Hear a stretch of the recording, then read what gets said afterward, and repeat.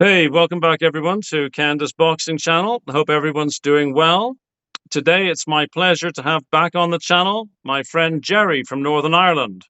Now I say back on because while it's Gerry's first solo adventure with us, Gerry has been part of the group. Andy, Jamie, Jules, the gang that appears on here from time to time. But welcome aboard, Gerry, as a solo pilot for your first time up in the air. Thanks very much, man.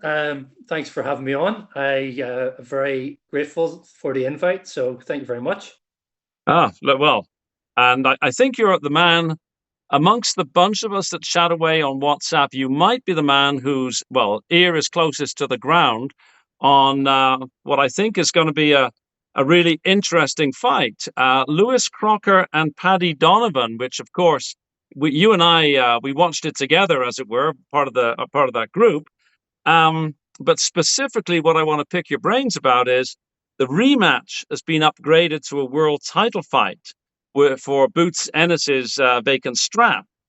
What do you think it Yeah, means to have not just the rematch, but now I think, if I'm not mistaken, it's the first time it's going to be an all Irish world championship in Ireland. So, that what do you think of that? And do you think it could be Windsor Park?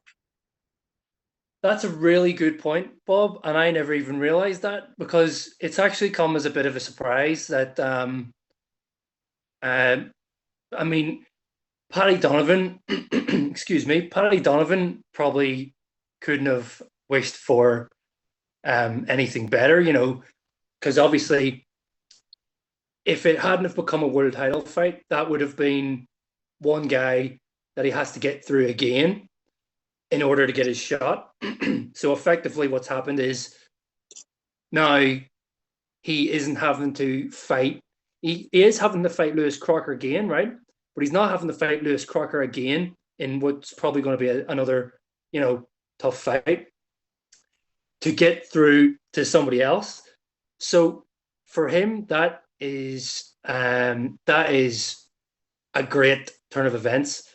And also, it's the same sort of thing for Lewis Crocker, because now Crocker is basically going to get his shot, but he might be disappointed that it's the guy who basically beat the bricks off him the last time. Yeah, uh, So, he's I kind mean, of.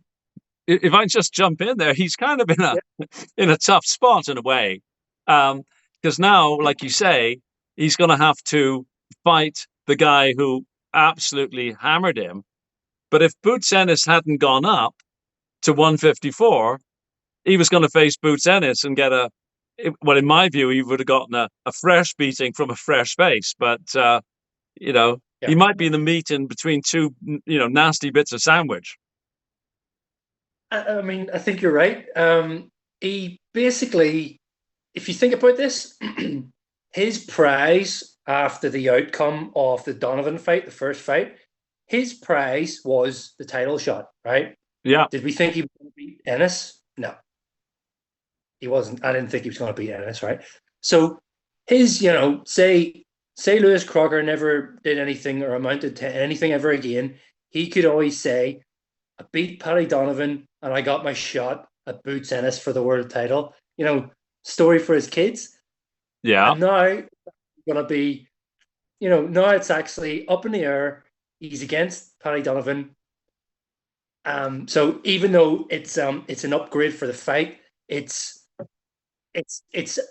probably a nightmare. It's probably a nightmare because if you think about what Billy Nelson said, they weren't going to take the rematch. Billy Nelson said he didn't want anything to do with it. And I reckon strategically they were like, we've we're here and now we're going to move to here rather than we're here and we're going to stay here. You know what I mean? Yeah, Because basically, so there's no two ways of trying to deny this. They didn't want nothing to do with Donovan again, right? And they basically were able to, take the next rung of the ladder, and they've I guess the IBF is basically sided with the Donovan appeal, if I understand correctly, which is why the rematch has been enforced. And this is, for Crocker's reputation, I think he would want to take the rematch. But in terms of what he's going to achieve in his career, he probably wanted to go on to Ennis. But now he's basically having to fight the same guy again. But now it's going to be for the title, and well, I am pretty positive that Paddy Donovan is going to beat him again. Sorry, I'll correct Yeah, myself. I make the same mistake.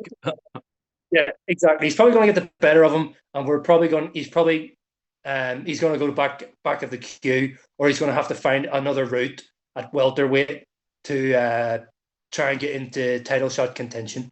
So, Yeah, um,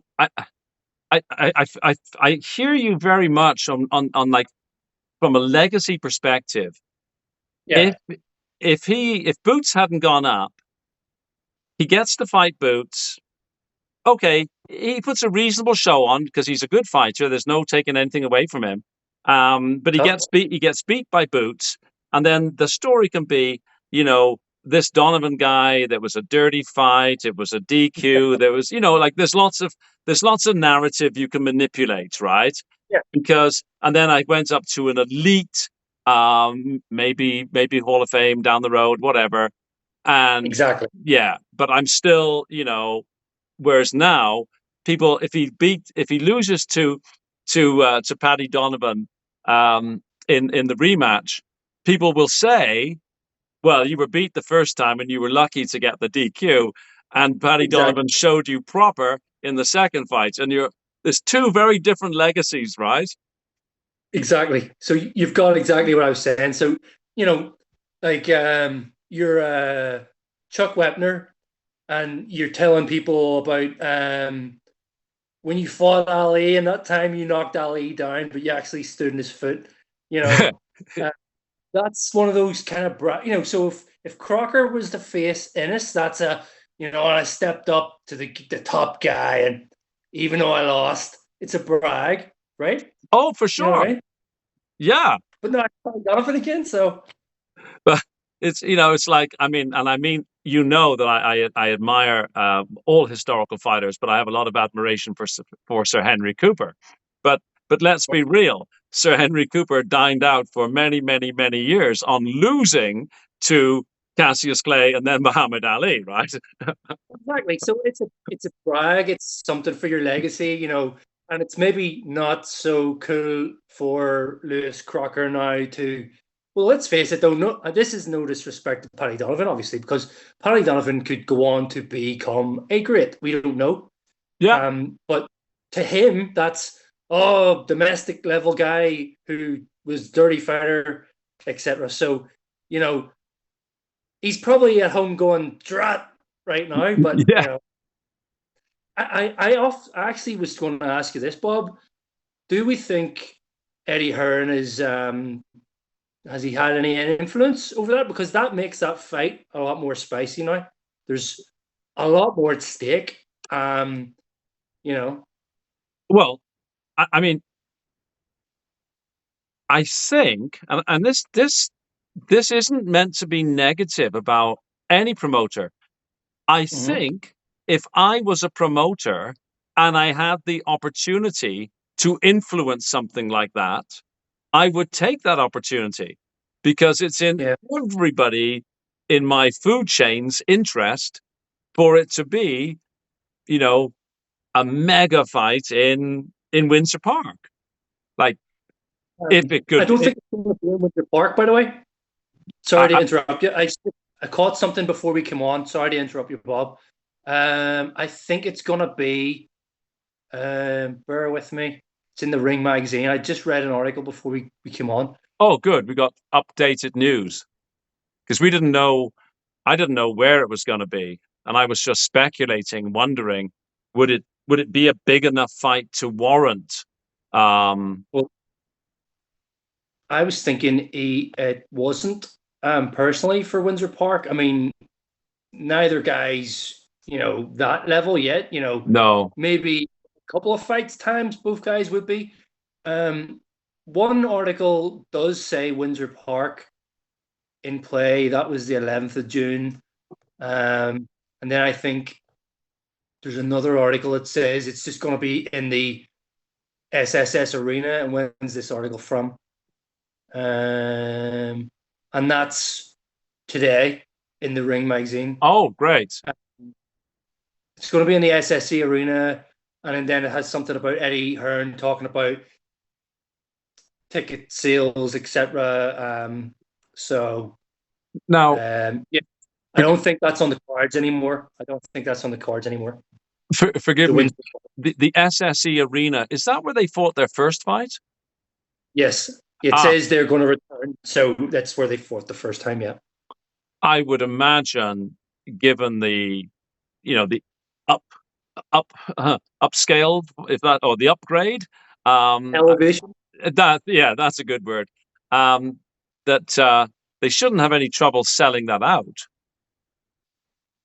Not after the first fight, because obviously, even though it ended in disappointing circumstances, because in the way obviously the fight was going, you would have maybe asked the question, which we've all discussed. You would have asked the question, could the referee have done something different to allow the fight to have continued to reach its natural conclusion Hmm. rather than waiting and just being like, you're out.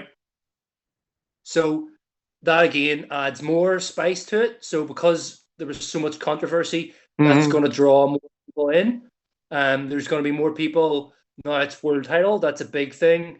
And you mentioned the fact that I totally missed. It's going to be like an Irish, two Irish fighters, one from Northern Ireland, one from the Republic of Ireland, fighting each other for a world title. So it's an interesting fight, and it's going to be in August. So that's going to be great. Yeah, I mean, there's a lot of interesting ingredients there that can make for a really exciting live event. Let's just hope that they've got good security in, because I think after the controversy of the last time, there might have been some misbehaving fans, especially if alcohol might be a factor. So Yeah. hopefully they'll have good security to make sure that the lads stay peaceable. I hope so. I hope so. But that sort of thing, I don't think reflects very good on any sport fans at all. And it's the kind of thing that I personally wouldn't want to attend that fight because of the that kind of thing. And I'm sure lots of other people feel the same way. Um, but unfortunately, these things happen. But I hope people are sensible enough to not let these things get the better of them, where they feel the need to, get into fights with each other, etc. Well, it's funny. When I was a teenager or young man, I was still living in the UK, and I would go to events where I remember my parents saying to me, "Oh, you be careful," and all that sort of stuff. And Yeah, it would be in one ear and out the other. But now, as a pensioner, honestly, truly, I would not want to go to a fight like that, because I'm now of that vulnerable age group, to be perfectly honest, and I wouldn't go. It yeah. would, and I'm not embarrassed to say that. I just would find it to be it would be fear inducing or stress inducing. So I would just rather watch it on a big screen TV these days. Yeah, I'm gonna say, hands up and say I'm exactly the same. I think I was speaking about this with Jules recently, something along those lines. Like, um, I don't know if you like remember seeing any fights in Germany or even Saudi Arabia where the crowd just seems to be a little bit more calm. And Yeah, I'm thinking about those fights in Germany where everybody's sitting around the dinner table and everybody's dressed up, and yeah. uh, there's probably people going to be watching this video thinking Gerry's very boring, but I personally like that whole prestige and the event, and I'd rather go to something like that was more civilized to watch some excellent in ring fights as opposed to argy bargy people like singing in your ear and acting like you know that's not I'm my. absolutely with you. I had the pleasure in the 1980s of going to some boxing smokers where you were all dressed up in Yeah, dinner jacket stuff. It was like being, well, it was actually at a private club, and great environment. I felt with a cigar that I couldn't pronounce the name of, and a drink. I felt very posh. I like that. That's like the Vegas thing as well, isn't it? Like they have, um, I'm not sure. Is it Caesars? They've got the like it's like almost like a dinner room type of Yeah. environment. I like that. That's classy. You know, boxing can be like a classy spectator sport too. Do you know what I mean? It doesn't need to be you know, like football hooligan type situations. Do you know what I mean? But that's just my opinion anyway. Well, there's people who are old enough to remember that back in the day, in the 70s, in a lot of very, very high level fights, including title fights, took place behind closed doors in front of a select group of club members. That was, it became a bit of a blight, in fact, that people wouldn't get to see some of these fighters. So, yeah, it's times definitely changed, but. When they talk about Riyadh and the lack of atmosphere, I'm thinking, oh, that'd be kind of good. I could hear what was going on. But you know, I'm thinking the same thing because all these guys are like, you know, yeah, they don't sell alcohol, and I mean, are you there for the alcohol? And do you need the alcohol? Says me holding a beer, but Yeah, yeah. I mean, if I went to a world title fight, I mean, I'd be biting my nails. Like, you know, this is a world title fight. It should be have enough like excitement for you to be, you know, interested enough in it without you having to be like absolutely smashed to the point where you don't even remember what's going on in the rounds. Do you know what I mean? So, Well, you imagine but lining up at the concession for a beer, and you hear this massive cheer, and you don't know which guy has been knocked out. yeah, It's like, and you've missed it. Yeah, I know. I hear you. Um, too busy queuing to go to the toilet, man. Yeah, I mean, if I was to be fortunate enough to get like a seat at, I don't know, Usyk Dubois, I'd have my eyes. I wouldn't want to be blinking, right? I'd be, absolutely. Getting back to our boys at welterweight, what do you think about Boots moving up? Um, People have been saying he's moving up for all sorts of different reasons. What's your take on him moving up? Well, the sort of thing that I've been hearing for like quite a while is that um, he's been at that weight for a long time, and that he should move up. In fact, I can't remember who I was watching, but it's maybe Joe Stunner perhaps mentioned it. Lots of people have mentioned it, but basically they felt like you know, he probably should have moved up a long time ago. So Hmm. the sort of word on the street is, and like, don't get me wrong, Ennis isn't somebody I've followed, you know, like a hawk. You know what I mean? I haven't like followed his career like that. But like the sort of consensus I get is that he's outstayed his welcome at that weight division. So you know, what age is he now? He's like, I'll just check his age. Uh, Yeah, I don't know offhand. 30. he's got to be like, he's in the 30 bracket anyway, right? So Yeah, I don't know. Or can't remember. Same I'll just effect. check. Um, it certainly opens up the division. I mean, um, and of course, Brian Norman demonstrated his ability at this weight just the other night here with that absolutely devastating one punch KO.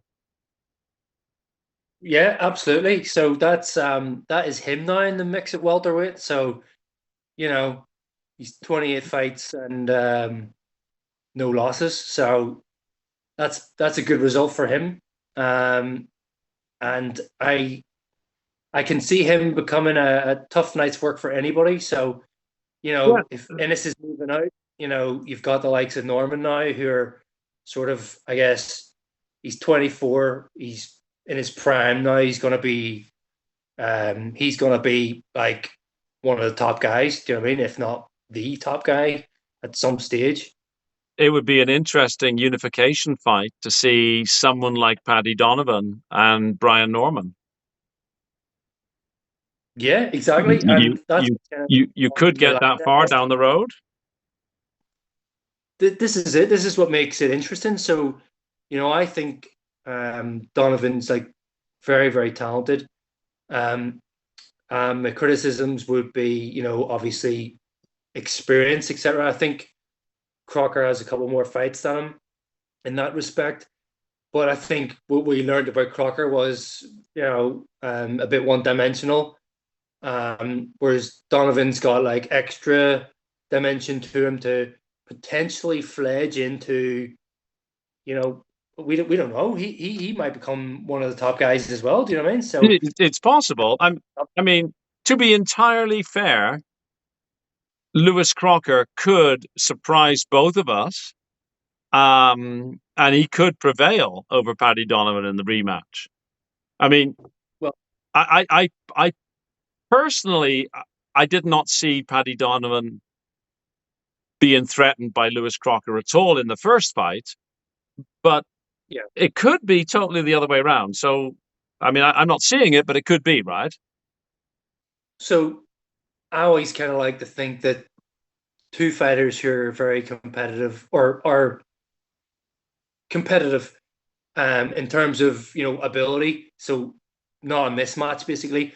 I always like to think that if one guy who is perhaps the underdog out of the two has the right game plan and can pull it off, he's got as good a chance of winning, even though he may be the underdog out of the two guys. Do you know what I mean? So, you know, if Lewis Crocker has the right game plan and perhaps Paddy Donovan has the wrong game plan, it could work out that way that Crocker ends up getting the title and he gets the win, but without having it to be a DQ this time. So, you know, I'm almost certain that they'll be looking back and seeing what they can improve on, obviously from the first fight. But personally, um, I'm not sure what they would do, but Yeah. I'm no expert. Well, me I don't know neither. what. It's just hard for me to, having seen that first fight, imagine a strategy that Crocker could adopt. So, but hey, I'm just a fan as well, right? We're just two guys. Yeah, I had that fight closer than it went, and yes, I did think that Crocker's power could have been an issue, and I didn't see any of those issues for Paddy Donovan in the first fight. So, it turned out that the distance between the two in terms of skills was bigger than I expected. So that was a surprise. Yeah. But I'm sorry to refer back to Ennis. I was totally wrong about his age. He's 27, but he has been a welter forever, like so. I thought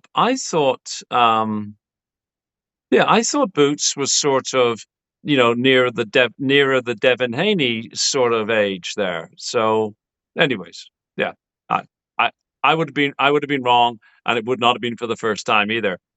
Before That's why we I had to look leave, up. before we leave the welterweight division, and since you're not my good friend or our good friend Jamie, I feel like I Yeah. can ask this question without without sort of igniting you. If Conor Benn should return to 147, which I'm sorry, he has said that he wanted to, and he has said that, in fact, he named Brian Norman as his target. Do you Hmm. think that realistically, um, Conor Benn could prevail over Brian Norman or be competitive with? I would say, I would say,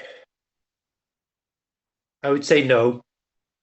However, um, I'm gonna say I was perhaps a little bit surprised with because I didn't watch that fight. I just watched highlights after it because I didn't watch it because I was kind of, I guess, out of protest. But I mean, I know the score. I know Ben got praise for, you know, showing a lot of heart. So, he obviously went in there with a much bigger guy who, is obviously at the end of his career. But had enough to, comfortably beat him. I don't think Conor Benn has done enough to show me that he would be any kind of threat to the top 10 in the welterweight division at the minute. I mean, if I he can has just fought enough. sorry, if I Yeah. can just jump in. Um, if I'm not mistaken, that would mean you don't think that he's really going to prevail against, say, a Lewis Crocker or a Paddy Donovan in that case, because I think would that be your position? So to answer your question, we haven't seen him fight those kind of guys, Mm. relevant guys in welterweight at domestic level.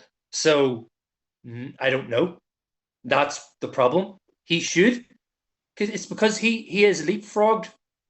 He has leapfrogged. He hasn't went the natural route. You know what I mean? He hasn't got the British title.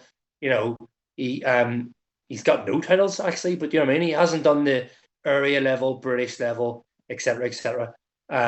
So you know, how do we know this? That's why you're supposed to do these things. Like if you follow the traditional route, you obviously are showing that what level you're at, and obviously it's like a gradual thing. So, could he mix it with some of those domestic level guys who are maybe on the cusp of breaking into work level?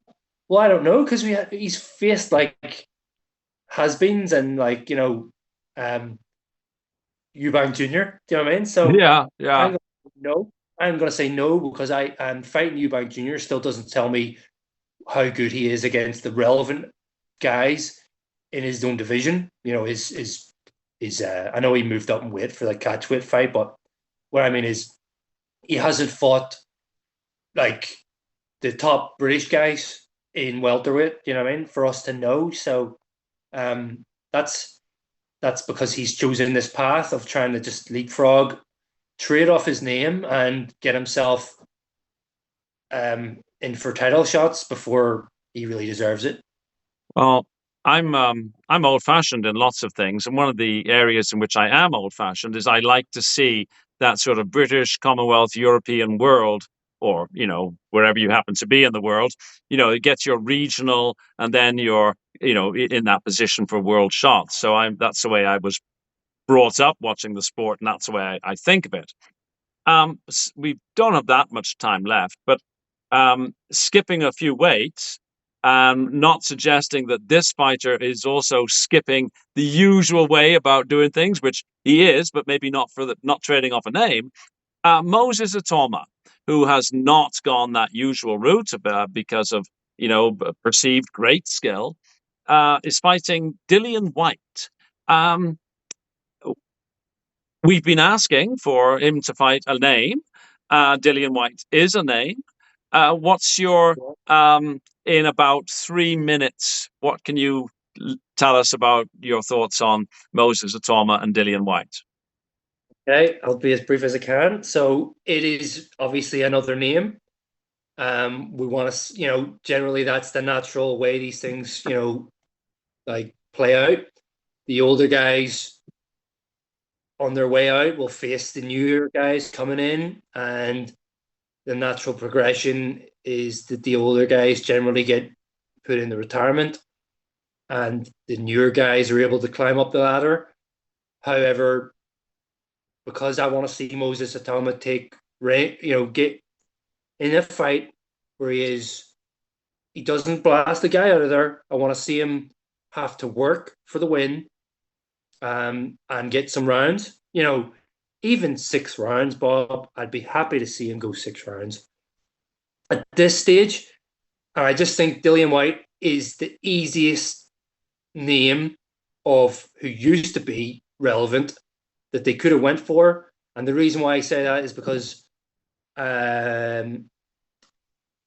Povetkin destroyed any punch resistance that Dillian Whyte had left. And it may as well just be like somebody we've never heard of before. So I basically don't think Itauma is going to really get anything beneficial from this, and he's going to blast them out in a round or two. Right. Yeah, it's hard to see it being any other way. I would have liked to have seen Moses Itauma and Hughie Fury, who tells the world that he's on a world title run now. He's got his man strength all organized and everything, but sadly, that wasn't to be the case. You know what, Bob? Simply the fact that I don't see Hughie getting knocked out in 2 rounds, that actually makes more sense than Mhm. Dillian Whyte. So that is a good suggestion. It's you know, it's somewhat amusing, but it also makes sense. So hey, you know, anyways, we should probably leave it there. I just want to thank you, and I'm sure that people who are watching this video will also want to thank you for your time. And you're welcome back. Of course, there's a open invitation whenever you want to come back. It's been really great to chat with you, and thanks very much. So there we go, folks. Please hit like, please share, please subscribe, and thanks very much to Gerry, and thanks for watching. And a shout out to Andy's Cavern, a friend of both Gerry and myself.